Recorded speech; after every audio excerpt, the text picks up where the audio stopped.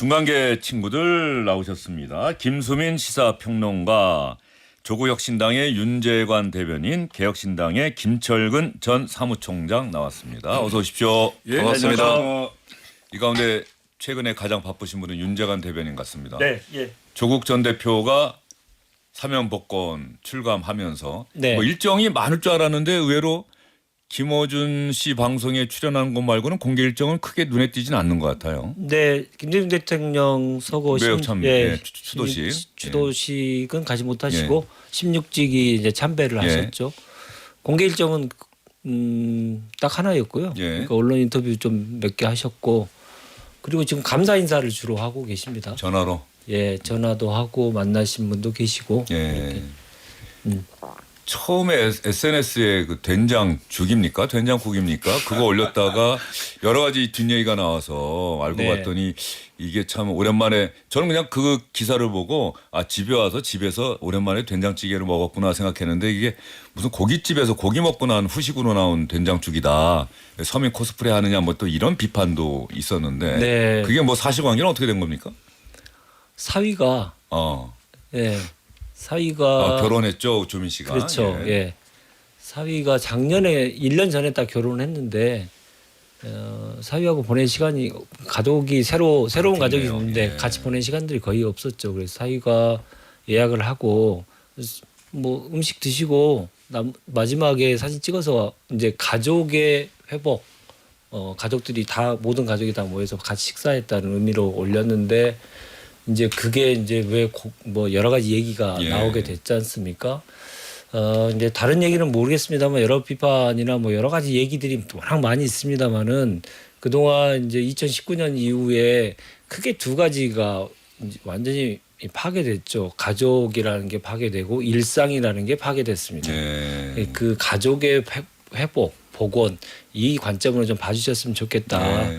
근데 거기에 그 고깃값이 얼마냐 이것보다 더 중요한 건 새로운 식구가 들어와서 그 식구와 함께 식사도 하기 어려웠던 그 시절을 회상하면서 5명의 식구들이 다시 모였다. 정말 그러니까 어렵게 모였다. 사위가 사준 고기를 실컷 먹었다. 예. 그렇게 얘기하는 것 같더라고요, 방송에서. 네, 그리고 예, 뭐 예. 교도소 안에서 저 단백질 섭취라든가 고기 섭취는 상당히 어렵기 예. 때문에 그런 메뉴로 선택이 된 게 뭐 아닌가 싶습니다. 그런 이제 SNS상에 댓글이 달리고 이런다라고 하는 것 자체가 조국 전 대표에 대한 관심이 그만큼 네, 크다는 그렇습니다. 반증일 수는 있으니까. 네. 다만 조국 전 대표 윤재관 대변인하고도 이야기를 했습니다만 나와서 자신이 받았던 혐의에 대해서 좀 진솔하게 사과했으면 어떨까 하는 생각인데 비판을 경청하겠다 정도로 넘어갔어요. 아마 고심에 고심을 한 결과 그런 메시지가 나온 걸로 이해를 하는데 네. 뭐 어쨌든 좀 아쉬워하는 분들 한 번이라도 조국 전 대표가 진심으로 사과한 적이 있느냐, 사과를 여러 번 했다고 하는데 사과를 받았다고 생각하는 사람이 별로 없는 것도 지금 현재 현실인 것 같아요. 네. 그 문제는 늘 남는 것 같아요. 그래서 과거에 있었던 일 가지고 또 다시 무슨 말씀을 드리는 건 적절치 않아 보이고요. 본인께서도 얘기했지만 앞으로의 정치인으로서의 어떤 모습을 보여주느냐를 가지고 평가를 받겠다. 그러니까 미래를 좀 봐주십시오라고 말씀을 드렸던 건데 똑같이 말씀드리고 싶습니다. 김선희 평론가 생각은 어때요? 네, 사실 그 범죄 사실에 대한 인정 여부 이게 너무 큰 문제라. 근데 저는 사과 메시지는 안 나올 거라고 생각을 했습니다. 예. 왜냐하면 그걸 인정해야 사과를 할 수 있는 건데 그걸 인정을 하는 순간 이제 사실관계에 관련해서 사람들 태도가 다 갈라질 것이겠죠.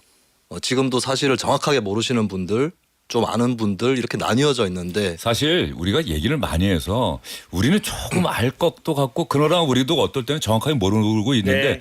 우리 청취자분들 또 시청자분들은 사실 우리가 조금 이따 다룰 뭐 김용씨 관련 네. 전 민주연구원 부원장 뭐 혐의가 뭔지 이게 사실관계가 어떻게 되는지 잘 모르거든요. 조국 전 대표 건도 아마 비슷할 거예요. 그래서 저는 한 4가지 부류가 있다. 어느 정도로 알고 있는가. 1번 스펙을 부풀렸다. 2번 허위 스펙이었다. 3번 정경심 교수가 위조할 때 공모한 수준이다. 4번 조국 전 대표가 직접 위조한 것도 있다. 요게 따라서 지지 여부도 많이 갈릴 수밖에 예. 없거든요. 근데 이거를 하나의 사실로 통합을 해서 조 전 대표가 갈 수 있느냐. 어차피 그게 불가능하기 때문에 사과 메시지가 나오는 것도 상당히 힘들지 않을까. 근데 거기에 비하면 저는 된장 얘기는 좀 그만했으면 그렇죠. 아니, 저는 그런 생각이 윤정한 대변인 들었어요. 그걸로 대화를 그냥 시작한 것뿐이지. 저도 오랜만에 가족이 모여서 장인어른 나오셨는데 사위가 고기 사주고 네. 얼마 그럴 수 아니 있죠. 뭐 한우 예. 고기보다 예. 먹어봤더니 된장이 더 맛있을 예. 수도 있는 것이고 예. 이렇게 보는 건데 근데 저는 정치인으로서의 역량 문제가 이번에 드러난 건 있다고 봐요. 왜요? 이게 윤리적 도의적 문제는 예. 아닙니다. 된장 그러니까 첫 메시지 한우 사진을 고기는.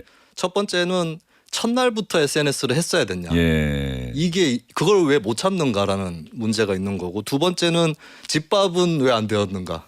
집에 가서 일단 드시고 저는 연출하는 것 자체를 정치인이 연출하는 것 자체를 나쁘게 생각하지 않는데 집에 가서 먼저 드시고 얘기 안 한다. 나중에 얘기 안 했으면 좋겠다 그러면서 이거 그러니까 할 윤리적 도의적 차원이 아니라 정치인으로서 연출 역량 예. 얘기를 하는 거예요. 그리고 세 번째는 이왕에 찍는다면 더 당겨 찍었어야 했다. 아. 그 냄비랑 옆에 접시가 노출되면서 어느 식당인지 추적이 된 아이고. 거거든요. 네 번째는 좀 친구 공개로 올릴 수는 없었을까라는 생각도 들어요. 어차피 친구분이 많기 때문에 언론에는 보도가 되지만 친구 공개로 올렸다 그러면 사람들이 이걸 막 만인에게 막 노출시킨 거 아니구나 이렇게 생각했을 예. 텐데 그렇게 되면서 사실 한편으로는 관종처럼 보이게 돼버리는 예. 이게 좀 정치적으로는 미숙한 것이 아닌가 싶습니다. 알겠습니다. 관종처럼이 아니고 관종이에요. 김수민 평론가 예, 스타일이 저 여실히 드러나는 한 말씀만 드리는데요. 답변이었습니다. 예. 저도 한 말씀만 드리는데 6년 만에 가족들이 정말 이제 걱정 없이 처음으로 모여서 밥 한 끼 먹은 게 그걸까지 그렇게 얘기하셔야 됩니까? 예. 정말 그 여러 얘기는 할 수 있는데 거기에 이제 관종이라는 단어부터 시작해서 여러 가지 뭐 말씀들을 하시는데 본인들 또 가족들 6년 동안 서로가 서로의 이 한 곳에 모이는 것조차도 쉽지 않았던 그런 가족사를 다 알고 계시면서 그 밥 한 끼 먹은 거 가지고 꼭 그렇게까지 얘기하셔야 됩니까? 우리가 지향해야 될 세계가 정말 그런 건가요? 정말 그렇게 얘기를 드리고 싶을 만큼 그 가족들이 한 곳에 모이기가 정말 어려웠던 겁니다. 그 점은 좀 양해해 주시고 이해해 주셨으면 좋겠다는 예, 생각입니다. 알겠습니다. 그런데 어쨌든 간에 지금 김수희 평론가가 한 이야기는 SNS에 처음으로 올린 메시지가 그 사진이었다. 그렇다고 한다면 이걸 나름대로 김수희 평론가 나름대로 이제 분석해 보면 이러저러한 아쉬움이 있다. 이런 이야기니까요. 그거 자체를 그 모임 자체를 뭐 네. 가족 간의 식사 자리 자체를 뭐 식사 비판하는 자체를 건 제가 뭐라 할 일 없습니다. 아닌 것 같아요. 예. 아니 일단 저는 온 국민이 굉장히 관심을 많이 가지고 있는 타임이에요. 그러니까 조국 전 대표가 한때 처음 나오자마자 무슨 얘기를 할까? 굉장히 귀를 기울였을 건데 거기에 국민 여러분 죄송하다. 저로 인해서 상처받는 많은 분들이 계실 건데 어찌 됐건 저는 죄송스럽게 생각한다. 앞으로 정치하면서 잘 갚아 나가도록 하겠다. 이런 정도라도 얘기를 구체적인 뭐 사실관계 인정하냐 안 하냐 이걸 떠나서 이렇게라도 좀 했으면 하는 생각이 있었어요. 솔직히 말씀드리면 일반 국민 입장에서 2년 살다가 절반도 아니고 그다음에 이게 무슨 정치범인 것처럼 피해자 코스프레해서 무슨 검찰 독재 피해자 희생양인 것처럼 하고 나오긴 했는데 이건 자녀의 학교 들어가는 문제 때문에 그건 입시비리잖아요. 입시비리인데 그런 지점에 대해서 냉정하게 정치할 사람이니까 한 번은 털어줘야 되는데 네. 그걸 못 하더라고요. 그다음에 밥 먹는 거 갖고 절대 얘기하지 않습니다. 고기 먹는 거 얘기하지 않습니다. 나는 더 웃기게 생각하는 게 그게 동영상이에요. 가족들한테 잠깐만 기다려봐 하고 그 6, 7초를 찍어서 굳이 그렇게 올려야 되느냐. 나는 그런 것들이 좀 왜 이렇게 가볍지? 그래도 진역에 한 8개월 살면서 자기 반성도 하고 다 돌아봤을 건데 나와서 처음 하는 게 보글보글 끓는 그 된장찌개를 6, 7초 동영상으로 찍어서 올리려면 가족들한테 손도 못 대게 하고 그렇게까지 해야 됩니까? 나는 그건 아닌 것 같아. 그러니까 본인의 어떤 진심이 별로 안 보이는 모르겠어요. 앞으로 정치하면서 어떻게 할지 좀 보겠습니다만은 조국 전 대표 좀 실망입니다. 저는. 예, 알겠습니다. 조국 전 대표가 당일 이제 출감한 후에 처음 했던 말 그 말로 제가 답변을 대신하겠습니다. 비판해주신 분들에 대해서도 충분히 존경의 마음을 가지고 경청을 하겠습니다. 그리고 정치를 하겠습니다라고 했기 때문에 지금 주셨던 말씀도 경청하면서 앞으로 조금 더 국민 눈높이에 더 다가갈 수 있도록 하는 노력들을 할 것이다. 이 말씀 드리고 싶습니다. 예, 윤재관 조국혁신당 대변인이 나와서 조국 전 대표 얘기를 가볍게 하고 다른 주제로 넘어가려고 했는데 얘기가 좀 길어지고 있어요. 그러면 이왕 뭐 얘기가 나온 김에 조국 전 대표 최근에 이재명 대통령의 국정운영 지지율 정기 여론조사를 실시하는 기관의 여론조사에서 많이 떨어진 것으로 나왔는데 그 이유 중에 하나가 조국 전 대표 사면 복권 아니냐. 직접 기자가 물었죠. 조국 전 대표가 그때 대답한 거 혹시 기억나십니까? 뭐 제가 여론조사 전문가는 아닙니다만은 저 여론조사 전문가들이 쓴 글이나 말을 들어보게 되면 이번에 지지율 떨어진 게 관련해서 뭐 저의 사면도 영향이 있었겠죠. 한 n분의 1 정도의 영향이라고 저는 보입니다. 그 외에 여러 가지 다른 사건이 있지 않았습니까? 물론 일부 언론이나 정치인들, 특히 국힘 쪽 정치인들은 그걸 n분의 1이 아니라 뭐 조국 사면 때문에 모든 지지율이 떨어졌다고 보던데 그건 제가 아무리 여론조사 원자료를 봐도 그건 아닌 것 같더라고요. 물론 저는 제가 일정한 기여를 했다면 그 점에 대해서는 제가 충분히 받아들이고 제가 앞으로 저희 활동을 통해서 입증을 하도록 하겠습니다. 자, 저 n분의 1이라고 하는 발언 이거는 김수희 평론가 저 부분은 우리가 이미 얘기를 했는데 간단하게 조국 전 대표의 저 n분의 1 발언에 대해서 그럴 수 있다고 고개 끄덕인 사람도 있을 것이고 무슨 소리냐. 조국 전 대표 사면이 가장 큰 원인이 된 거 아니냐 이렇게 생각하는 분도 있을 텐데 김수희 평론가의 생각은 어떻습니까? 네, 일단 조 전 대표 본인도 영향이 없었다고 주장하는 건 아니죠. 예. 있긴 있었다라고 주장을 하는 건데 여러 가지 중에 하나일 것이다. 근데 그것도 원론적으로는 추상적인 얘기이기 때문에 거기까지는 틀린 말은 아니겠습니다. 근데 저는 이런 표현을 썼었어요. n분의 1이라고 하는데 n이 1로 수렴되고 있다. 그러니까 다른 변수를 제치고 있다라고 하는 거거든요. 그러니까 최근에 있었던 사건들하고 좀 종합을 해보면 몇 가지 요인이 있을 만한 게 있었죠. 이춘석 의원 문제도 있었고 또 주식 관련한 대주주 기준 하향 문제. 근데 두 가지는 사실 가닥이 잡혔어요. 이춘석 의원은 경찰에서 수사에 들어갔고 제명했고 수사 시작. 그렇습니다. 그래서 이걸로 끝나면 안 된다라고 생각하는 국민들도 일단은 가닥이 잡혀서 길로 들어섰다라고 판단을 하고 있고 주식 관련 정책도 일단은 보류하는 그런 기류가 강하거든요. 그리고 저는 사실 오히려 주식 관련 정책 때문에 지지율이 떨어진 거면 괜찮다라고 생각합니다. 어떤 정책이든 간에 국민들 찬반이 있고 정책 때문에 지지율이 떨어진 거면 그건 다른 정책을 통해서 올리거나 혹은 그 정책으로 추가로 설득을 해서 올리거나 아니면 국민 반대가 많으니까 철회해서 올리거나 하는 방법들이 있는데 이거는 이제 다른 문제. 국민들이 정책보다 더 민감하게 생각하는 어떤 형벌의 공평성이라든지 이런 또 문제이기 때문에 사실 시간이 지날수록 오히려 조 전 대표 영향이 더 커지고 있고 n분의 1에서 n이 1에 가까워지는 그런 상황인데 그거를 조금 못 본 척 하시는 게 아닌가 생각을 합니다. 자, 알겠습니다. 그러면 윤재관 대변인에게는 이번에 이 질문 한번 드려볼게요. 네. 좀 많은 분들이 관심을 갖는 게 내년 6월 지방선거나 보궐선거 출마하겠다고 조국 전 대표는 이야기를 했어요. 네. 윤재관 대변인은 네. 조국 전 대표와 이야기도 주고받았는데 윤재관 대변인은 조국 전 대표가 어떻게 했으면 좋겠는지 어떻게 하리라 생각하는지 이 두 개의 질문을 동시에 드려볼게요. 어떻게 했으면 좋겠는지에 대해서는 더 경청하셔야 된다.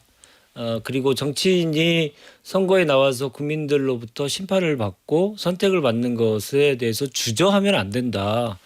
정치를 하겠다라고 얘기를 한 이상 그건 뭐 숙명이기 때문에 그 점에 대해서는 분명하게 얘기를 한다라고 하는 건 잘했다고 생각하고요. 잘하셨다고 생각하고 또 하나는 어떤 선거를 나갈 것이냐 그리고 어떤 정치를 할 것이냐에 대해서 본인이 경청하면서 앞으로 좀 봐달라 이런 얘기를 하셨기 때문에 그거에 대한 이제 준비를 차근차근 잘 해야겠죠. 근데 일단 절대 피하지 않겠다. 지금 우리 시대의 과제인 국힘에 대한 역사적인 심판이 끝나지 않았고 계속돼야 되고 그리고 지금 헌법을 지키는 세력 이 세력들이 계속적으로 연대하고 단결해 가는데 본인의 역할을 다 하겠다라고 하는 두 가지 목표를 설정했고 그 목표를 향해서 계속 전진해 나가실 거라 생각합니다. 거기에 과정 속에서 무엇을 할 것이냐의 문제는 시간이 좀 많이 남았고 앞으로 이제 천천히 결정해야 될 문제가 아니겠습니까? 예. 그 이야기도 내년 1월쯤에 해도 되는데 상당히 빨리 했더라고요. 내년 6월에 있는 선거에는 나가겠다는 이야기를 엄청 빨리 한 느낌을 저는 받았어요. 그 전에 네. 이제 사면이 있기 전부터 사면이 된다면 내년 지방선거의 차출론이 얘기가 많이 나왔죠. 부산, 뭐 서울도 나오고, 뭐 또 보궐선거도 얘기도 나오고, 그리고 정치에 이제 당 대표로서 복귀는 하지만 선출직으로서 국민들한테 직접적인 선택을 받는 거에 대해서는 어떻게 할 것이냐 이런 문제들에 대해서 많은 그 예상도 있었고 예. 질문도 받았던 겁니다. 그에 대한 답을 하신 겁니다. 예, 답을 했는데 사람들은 더 궁금하게 했죠. 뭐 그런 면에서 성공한 것 같기도 하고 그런데 저는 사실 오늘 윤재관 대변인이 저는 어디 서울시장 나갔으면 좋겠습니다. 뭐 이런 얘기가 좀 나올 줄 알았는데 정말 전형적인 대변인의 답변이었다는 생각이 듭니다. 아니, 예. 제가 더 앞서 나가면 예. 안 되는 문제 아니겠습니까? 알겠습니다. 네. 예, 그 조국 전 대표의 출마 문제는 아마 민주당하고도 맞물려 있을 거예요. 네. 아마 출마한다고 하면 어디냐? 거기 지역에 그럼 민주당은 후보를 공천할 것이냐 안 할 것이냐? 뭐 안 할 가능성이 현재로서 높아 보이는데 개혁신당도 마찬가지로 맞물려 있는 문제 아닙니까? 제가 봤을 때는 조국 전 대표가 원하는 지역에 가기가 쉽지 않을 거예요. 예를 들면 그 지방 그 자치선거에 나온다 그러면 서울시장이 꽂히니까 서울시장을 노려볼 만 하겠죠. 민지도나 뭐 이런 걸 봤을 때. 근데 서울시장은 교통 정리가 안 될 거예요. 워낙 상징적인 곳이기도 하고 네. 민주당이 집권당인데 그 자리를 조국 대표한테 내주기 쉽지가 않고 그다음에 민주당에서 서울시장에 나오려고 하신 분들이 너무 많아요. 그러니까 그 많은 분들을 다 잠재우기가 어려울 거다. 이런 지점들이 좀 있을 수 있고 고리로 삼는다면 사실 뭐 롯데 팬이기도 하고 롯데가 그러니까 부산이 고향이기도 하고 그다음에 영남 중에서 PK 지역이 그렇게 호락호락한 지역은 아니기 때문에 약간의 위험성을 무릅쓰고라도 한번 해봐라라고 해볼 수 있는 것은 부산 정도지 않겠나. 사실 민주당도 부산은 지금 고민이에요. 그러니까 그런 정도로 보여지고 예를 들면 부산 지금 해수부 장관의 전재수 의원이 가서 그 혹시 갈지도 모르는 상황으로 이렇게 만들긴 했지만 현역은 유일하게 한 명 있는데 그 재보궐선거 지역으로 생겨서 국회의원이 반드시 당선된다고 보기 쉽지가 않아요. 또 부산시장도 네. 이긴다는 네. 보장도 없고. 그런 것들이 있어서 약간 어려운 지역에 한번 좀 해볼 수 있는 그걸 고리로 해서 조국과 네. 민주당의 어떤 선거 협력 관계가 생길 수 있는 예. 걸로 보여져요. 근데 사실은 이제 조국 전 대표도 꿈이 큰 사람이라서 지방자치단체장 선거를 했을 때 그 지방 선거 이후에는 사실 그게 각광을 못 받잖아요. 정치에서 노출이 안 되니까. 부산시장이나 서울시장은 그 지방자치단체 일을 해야 되는 행정가 예. 일이잖아요. 정치가 일이 아니기 때문에 그래서 재보궐선거 얘기가 좀 나올 수도 있겠다. 그래서 국회의원 보궐선거에 나갈 가능성이 더 크지 않느냐? 예, 그럴 수도 있겠다. 중앙정치. 예. 알겠습니다. 여기까지 듣겠습니다.